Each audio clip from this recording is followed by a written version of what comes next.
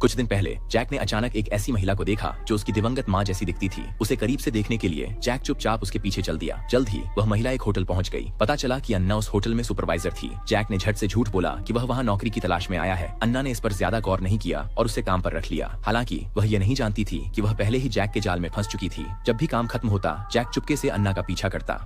वह अन्ना की छत पर भी छिड़ाच गया और चुपचाप उसे सोते हुए देखता रहा। कुछ समय तक नजर रखने के बाद जैक को पता चला कि अन्ना और होटल मैनेजर के बीच गुप्त संबंध थे और मैनेजर पहले से ही शादीशुदा था। हालांकि अन्ना ये जानती थी, लेकिन उसे इससे कोई फर्क नहीं पड़ता था। लेकिन जल्द ही मैनेजर को जैक की इस ताक झांक वाली हरकत का पता चल गया। अपने भविष्य को सुरक्षित रखने के लिए मैनेजर ने जैक को सीधे नौकरी से निकालने की तैयारी की, लेकिन जैक इसे यूं ही छोड़ने के इरादे में नहीं था।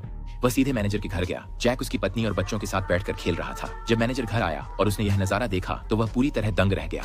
जैक के बदले के डर से मैनेजर के पास उसे नौकरी से निकालने का इरादा छोड़ने के अलावा कोई चारा नहीं था। हालांकि उस दिन जैक ने अचानक देखा कि मैनेजर अन्ना को परेशान कर रहा था। बिना सोचे समझे वह तुरंत खिड़की से नीचे कूद गया। हालांकि जैक ने मैनेजर को सफलतापूर्वक रोक लिया था, लेकिन उसका ताक झांक करने वाला व्यवहार उजागर हो गया और कोई चारा न होने पर जैक को सच बताना पड़ा। उसने कहा कि वह अपनी दिवंगत माँ को बहुत याद करता है और अन्ना बिल्कुल उसकी दिवंगत माँ जैसी दिखती है। ये सुनकर अन्ना हैरान रह गई, लेकिन उसे गुस्सा नहीं आया। इसके बजाय उसने जैक को अपने जज्बात साझा करने के लिए कहा। इतना ही नहीं, अन्ना ने जैक की माँ के कपड़े तक पहन लिए। उसने जैक को वह माँ का प्यार दिया जिसकी उसे कमी खल रही थी। अंत में दोनों खुशी खुशी साथ रहने लगे।